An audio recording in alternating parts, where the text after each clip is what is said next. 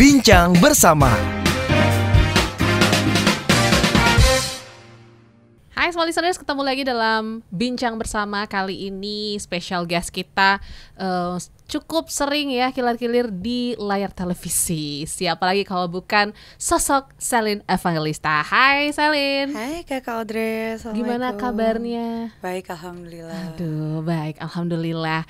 Hari ini kita akan ngobrol-ngobrol perjalanan karir ya, karena kayaknya Audrey itu ngelihat Selin dari tahun 2003, 2000 berapa ya? Awal mula di industri entertainment kalau diingat-ingat. Walau alam tahunnya cuman dari usia 12 tahunan. 12 tahun. 12 tahun sudah terjun di industri entertainment. Di kala itu kan masih muda banget gitu ya. Iya. Gimana tuh perasaannya mungkin bersanding juga sama teman-teman yang sudah senior, sudah sering malang melintang di industri film. Gimana perasaan Selin kecil, ingat gak? Jadi memang aku memulai karir itu awal mulanya itu pertama kali justru dari FTV dulu. Jadi zaman dulu tuh masih sinetronnya weekly. Kalau sekarang kan stripping ya. Stripping itu setiap hari tayang. Kalau weekly dulu tuh sinetron seminggu sekali tayangnya. Yes. Nah, dulu tuh masih weekly sinetron, terus masih ada zaman-zaman FTV dulu yang sekali series tayang udah selesai. Dan dulu tuh masih ikut pertama kali FTV, baru dari FTV aku ikut modeling. Alhamdulillah waktu itu juara 1 di tahun 2006 di ajang model majalah. Terus setelah itu selesai, baru mulai iklan, baru mulai mencoba semuanya karena rasa penasaran masa pengen belajar gitu. Jadi aku coba nyanyi, coba main sinetron, main film sampai sekarang. Oke, tapi emang darah seni itu ada dari keluarga kah gitu? Dari kecil memang Selin udah interest dulu mungkin suka modeling gitu ya, atau suka acting dari mungkin sebelum umur 12 tahun lalu? Sebenarnya kalau dari keturunan nggak ada, cuman memang itu otodidak aja dengan sendirinya.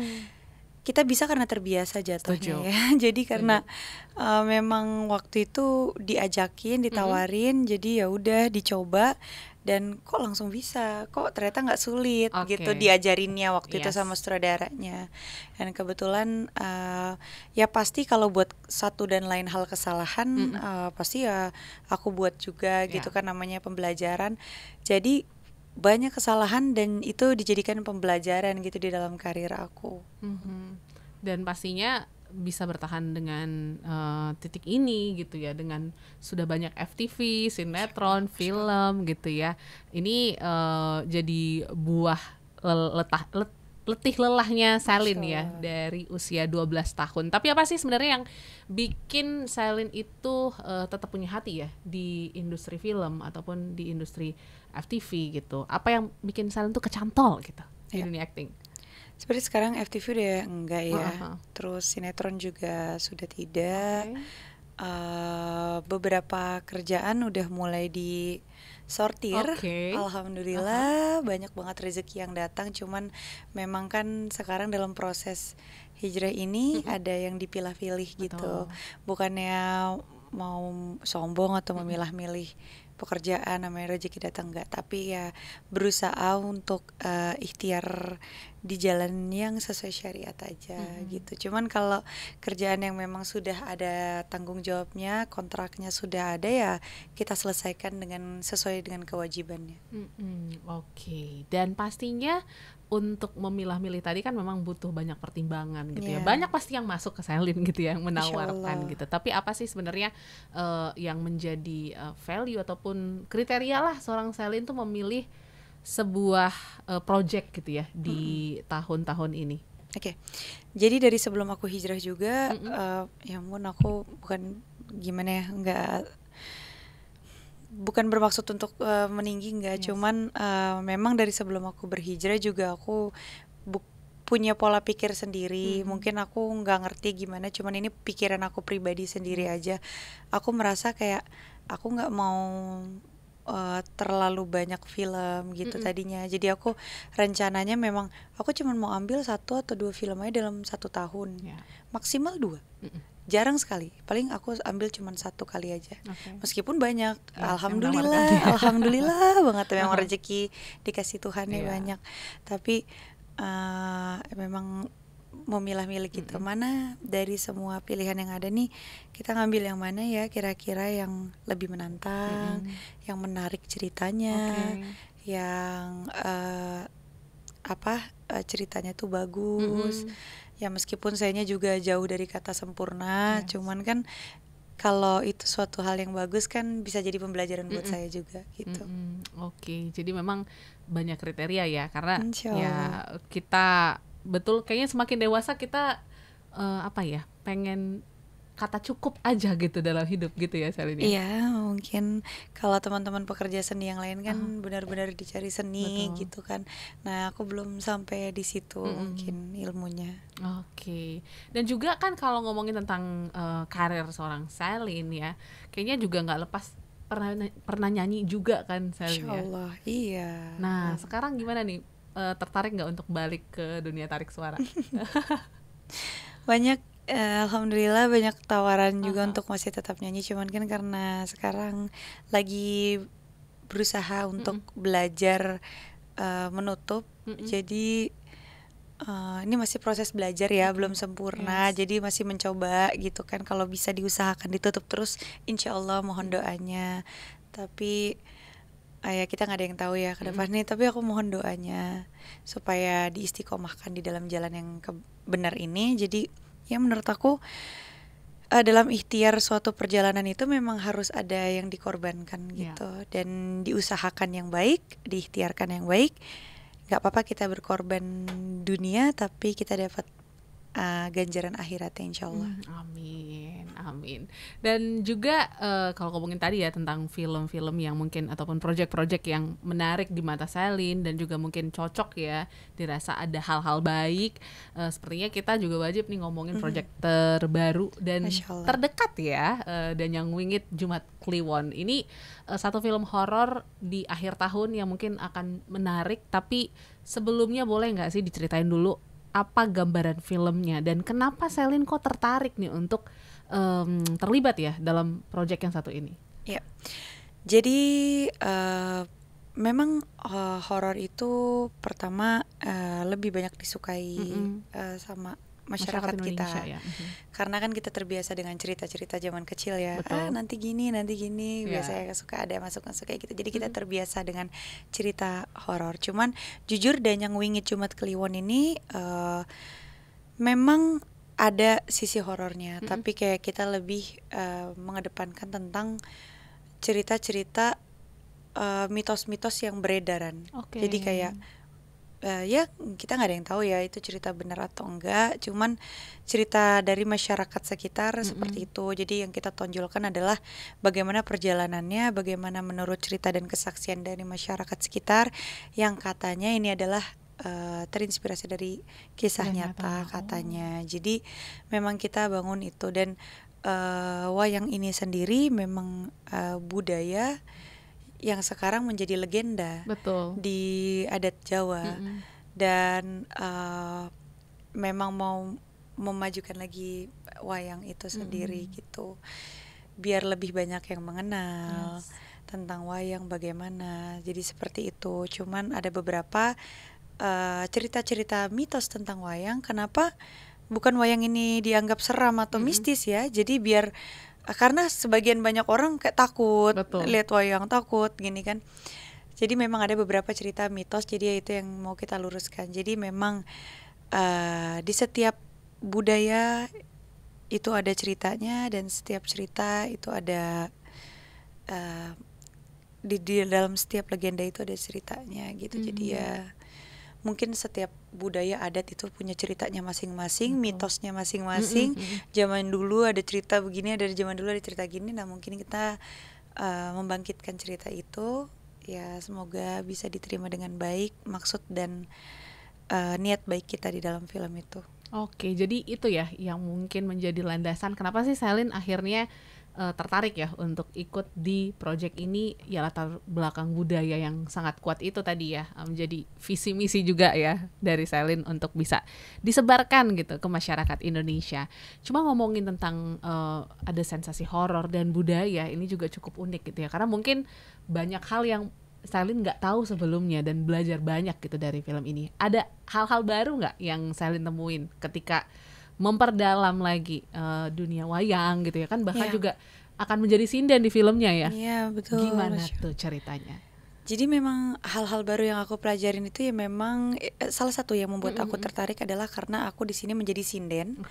Dan menjadi sinden itu adalah sesuatu hal yang tidak pernah aku pelajari sebelumnya. Jadi kenapa aku sangat tertarik, karena aku gimana ya caranya jadi sinden. Pada saat itu. Apa memang benar ada ritual-ritual khusus? Apa memang benar ada persiapan-persiapan sebelum menjadi sinden? Berarti kan kita harus memperdalami, mencari tahu, belajar dari memang sinden-sinden yang profesional. Dan alhamdulillah disiapkan oleh pihak tim PH-nya kita juga dari Kanza Film ini untuk aku lebih bisa mendalami peran. Jadi dibantu juga alhamdulillah. Jadi pada saat itu dilatih cara nyinden meskipun nggak sempurna ya, tapi insya Allah bisa diterima dan itu udah usaha yang maksimal ya. Insya Allah. Jadi memang sulit sekali jadi sinden ya. Sulit ya berarti ya. Wah sangat sulit. Aku biasa nyanyi lagu, tapi ternyata kalau nyanyi lagu Jawa yang seperti sinden yang kita lihat di wayang, wah ternyata sulit sekali memang. Itu butuh teknik khusus. Betul dan semakin kesini juga rasanya sinden ini sudah semakin hilang, dan ini yang mungkin juga budaya yang bisa di-share kembali gitu ya melalui film Danyang Wingit Jumat Kliwon. Nah kalau ngomongin tentang proses-proses ataupun ritual-ritual gitu ya, ini kan juga menyangkut ya cerita dari film Danyang Wingit sendiri. Sempat merindingkah ataupun takut ataupun kayak ternyata sebegininya ya untuk menjadi seorang sinden ketika mungkin baca skrip ataupun juga melakukan proses syutingnya nih? Jadi untuk pertama kali melihat sinopsis itu ceritanya sendiri sudah sangat menarik ya. Wow, kita harus membedah sesuatu yang katanya ini adalah fakta. Dan aku suka dengan sesuatu hal yang memang cerita rakyat. Jadi apa iya benar? Kayak gimana sampai benar-benar kita cari tahu dari sumber-sumbernya yang memberi kesaksian ya. Tapi ya itu kan cerita ya. Makanya dijadikan namanya juga film, itu adalah sebuah cerita. Dan kalau proses syutingnya sendiri, aku bukan tipikal orang yang kayak dibuat-buat yang kayak aku ketemu hantu, aku merinding, ada yang ini kejadian gini-gini. No, everything's well. Everything's good, semuanya berjalan dengan lancar. Kalau memang ada satu dan lain hal yang terkendali ya wajar, karena kita ambil positifnya aja, yang namanya juga kita syutingnya di tempat yang memang horor, yang memang katanya di situ memang di situ lama kosong, jadi mungkin satu dan lain hal terjadi ya dimaklumi gitu. Dan aku juga baru nonton trailernya gitu ya. Banyak kemerindingan yang kurasakan karena banyak adegan yang cukup bikin ngilu gitu ya. Nah itu gimana tuh prosesnya gitu ya, karena kan horor biasanya kan ya jump scare yang hantu ataupun juga dengan sosok-sosok lain gitu, tapi di sini kayaknya banyak bermain senjata-senjata tajam seperti pisau nih, Selin. Jadi yang menarik juga di film Danyang Wingit Jumat Kliwon ini memang berbeda dengan film horor lainnya menurut aku. Jadi kalau di film horor biasanya kita ada hantunya, ngenakut-nakutin dengan makhluk yang wujudnya seperti ini, lalu ada makhluk wujudnya begini. Tapi di Danyang Wingit Jumat Kliwon nggak ada. Kita benar-benar real sesuai dengan fakta. Maksudnya itu imajinasi, halusinasi. Seseorang melihat bayangan seseorang dalam wujud orang. Ya udah, sewajarnya aja. Jadi memang nggak ada yang dibuat-buat dengan nanti ada yang berbulu, lalu ada yang berambut panjang dengan pakai baju putih. No. Kita nggak kayak gitu, jadi memang ini wajib ditonton. Jadi benar-benar kita nggak ada jump scare yang lebih berkelas, insyaallah. Oke, aku suka tuh ya istilah jump scare yang berkelas, karena lebih kayak lebih gore ya, atau apa ya istilahnya ya, Kita real aja, nggak Real ada ya. memang yang menakutkan itu ya begitu kenyataan yang terjadi. Memang kan pada dasarnya setahu aku ya hantu tuh wujudnya juga kita ada yang pernah lihat gak sih waktu wujudnya gimana kan juga ya kita berimajinasi aja sebenarnya kan Betul. dengan adanya film-film gitu kan. Tapi kan yang sebenarnya menakutkan adalah manusia, lebih menakutkan daripada roh Makhluk itu yang sendiri, itu, makhluk yes. itu sendiri. Sebenarnya manusia yang lebih menakutkan. Dan di film Danyang Wingit Jumat Kliwon ini yang berperan adalah manusia, bukan makhluk dengan wujud-wujud yang aneh-aneh, gak sih? Yes, oke. Dan apa sih sebenarnya ya yang akhirnya menjadi pesan ya, ataupun juga message? Karena kan kalau ngomongin tentang film pasti selalu ada lah ya surat gitu ya, implisit dari sang sutradara sendiri. Kalau dari Selin sendiri menganggap apa sih pesan yang bisa diterima teman-teman ketika nanti nonton Danyang Wingit ini? Jadi tentang budaya itu memang harus dilestarikan. Cerita tentang rakyat, mitos itu pasti selalu ada. Di dalam setiap budaya, setiap legenda, setiap daerah adat pasti mereka punya cerita-cerita masyarakatnya sendiri. Betul. Oh dulu misalnya maaf ya, ada cerita di daerah sini, ada cerita budaya masyarakat punya cerita begini mitosnya, ini ada mitos begini. Jadi memang semua tuh tidak luput dari cerita-cerita rakyat. Yes. Nah mungkin yang harus diambil ya dari budayanya aja gitu, tentang jangan lupa loh kalau Indonesia tuh punya wayang gitu. Gitu. Oke, jadi memang unsur budaya ini sangat kuat banget ya di Danyang Wingit Jumat Kliwon. Tapi boleh nggak kita perdalam lagi karakter Citra ya di dalam film ini? Karena kan ternyata kalau ditelisik nih, Citra ini juga punya sebuah keinginan yang besar ya untuk mengobati adiknya, katanya gitu ya. Untuk akhirnya ya terpaksa nih untuk menjadi sinden. Bener nggak seperti itu, Selin? Jadi kalau diceritain kan spoiler ya, cuman intinya garis besarnya aja, kalau misalnya dari cerita ini yang bisa diambil dari karakter Citra ini sendiri, bagaimana pengorbanan seorang keluarga yang rela berkorban, mengorbankan dirinya demi keluarganya. Nah itu biasanya relate di kehidupan banyak orang, bukan hanya kakak ke adiknya, bukan hanya geng sandwich, bukan hanya orang tua ke anak, ibu ke anak, ayah ke anak, atau adik ke kakak, tapi banyak. Jadi ini universal, cerita tentang pengorbanan, cinta kasih yang memang pada dasarnya pengorbanan itu adalah cinta dan kasih. Makanya kita rela untuk berkorban, yaitu berjuang dan berkorban, itu sih garis besarnya demi keluarga. Ada nggak karakter yang mungkin Selin banget gitu, yang ada di diri Citra sendiri, yang mungkin pernah, oh kayaknya ini gue banget nih ketika jalanin peran Citra ya? Citra, Selin sih. Gitu dua ya? karakter yang berbeda. Maksudnya pasti kan ketika jadi Citra ya aku jadi Citra, ketika Selin ya sesuatu hal yang berbeda. Kan kehidupan pribadi dan di filmnya itu berbeda. Cuman masalah perjuangan dan bagaimana kita rela melakukan apapun itu punya kisahnya dan ceritanya masing-masing gitu. Oke. Pasti adalah 1-2 yang mungkin akhirnya sama ya dengan perjalanannya Selin dan juga Citra. Nah tadi kan Citra ini sebagai belajar menjadi penyinden gitu. Ada nggak dalam film ini akhirnya Selin juga mempraktekkan nih menjadi sinden sendiri? Iya, jadi memang ada beberapa, ada lagu yang sinden yang harus nyanyi sendiri ya. Ya jadi ada yang nyanyi sendiri. Itu pun perlu diulang-ulang belajarnya karena lupa lupa lagi, sulit sekali memang jadi sinden tuh, masya Allah ya. kayaknya perlu teknik dan latihan yang nggak sebentar sebenarnya. Oke. Jadi berapa lama memang Shelin mempersiapkan diri? Beberapa bulan ya, cuman beberapa bulan aja itu nggak cukup untuk menjadi baik sinden yang bagus gitu. Ya. Sinden itu kayak mesti dilatih dari kecil ya. Okay. Mungkin ya, saya juga ternyata baru belajar rata-rata sinden yang bagus itu dia memang dari kecil sudah dilatih gitu. Oke. Dan tadi kan Shelin juga mengatakan ya bahwa Shelin citra-citra. Ada teknik tersendiri nggak untuk switching peran ya? Karena kan banyak film ya yang Shelin mainkan gitu sebelumnya bahkan.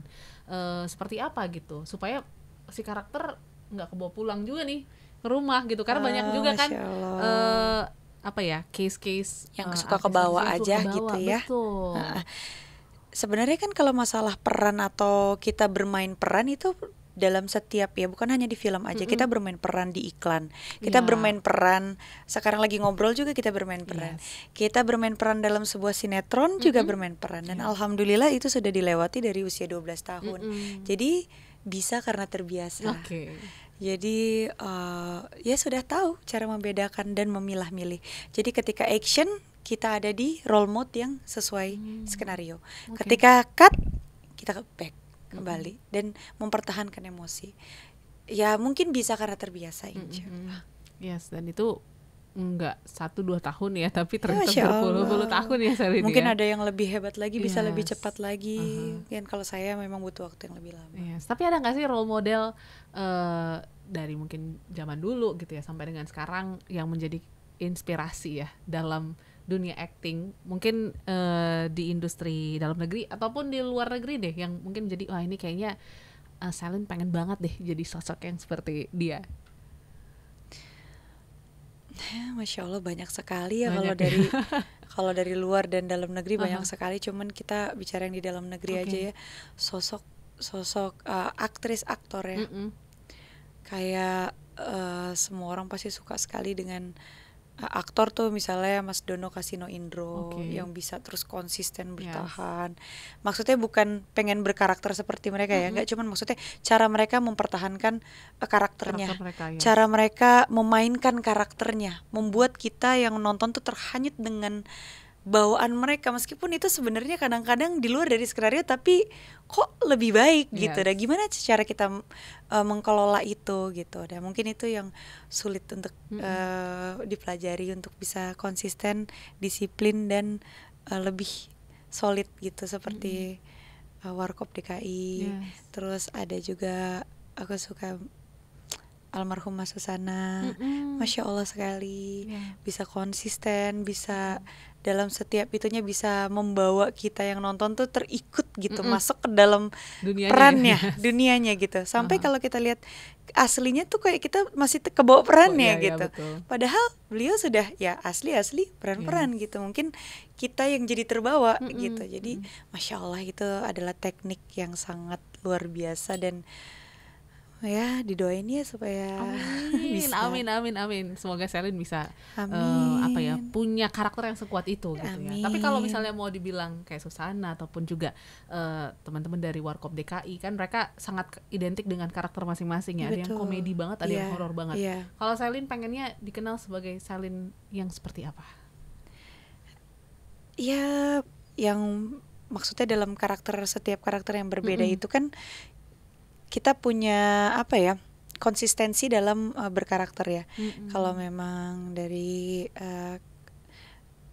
senior saya di Warkop DKI itu kan memang kan mereka memang dari awal sudah konsistensi, mereka adalah seorang komedian. Kalau misalnya almarhumah Ibu Susana kan memang sudah konsistensi di horor. Kalau saya sendiri masih banyak belajarnya. Jadi ya masih banyak belajar, tapi punya contoh-contoh pengen kayak gini, pengen bisa seperti itu. Gimana ya caranya biar jadi seperti mereka? Apa ya yang harus dipelajari? Mungkin itu yang masih banyak perlu saya pelajari. Tapi tetap nggak berhenti sampai sini gitu ya, masih ada banyak harapan lain seperti itu. Salah satunya dari Danyang Wingit Jumat Kliwon. Dan mungkin yang terakhir, Shelin, boleh dong diajak teman-teman ya untuk menyaksikan keseruan karakter Citra nih ya dalam Danyang Wingit Jumat Kliwon. Mungkin boleh disebutkan tanggal tayangnya kapan? Oke. Teman-teman semua, jangan lupa kita ramaikan bioskop di seluruh Indonesia tanggal 20 November 2025 di seluruh bioskop Indonesia dan insya Allah akan di seluruh Asia juga. Film Danyang Wingit Jumat Kliwon akan tayang di seluruh bioskop Indonesia 20 November 2025. Jadi jangan lupa. Yes, seperti kata Selin, ini adalah jump scare yang elegan. Ini jump scare yang elegan, tidak ada hantu-hantuan, it's real. Yes. Nggak ada wujud-wujud yang ya seperti menakutkan gitu ya. Diada-adain gitu. Yes, semuanya real, semuanya mungkin berdasarkan kisah nyata yang ada di daerah. Cerita rakyat ya. Jadi jangan lupa 20 November semua listeners di bioskop kesayangan Anda. So thank you Selin. Terima kasih Mbak Audrey. Untuk Danyang Wingit dan juga film-film lain ke depan. Masya Allah, terima kasih untuk semua tim. Semoga film ini bisa menjadi sumber semangat kita juga untuk melestarikan budaya-budaya yang ada di Indonesia. Kalau gitu kita ketemu lain waktu. Sampai jumpa dan sukses untuk Anda. Bye. Bincang bersama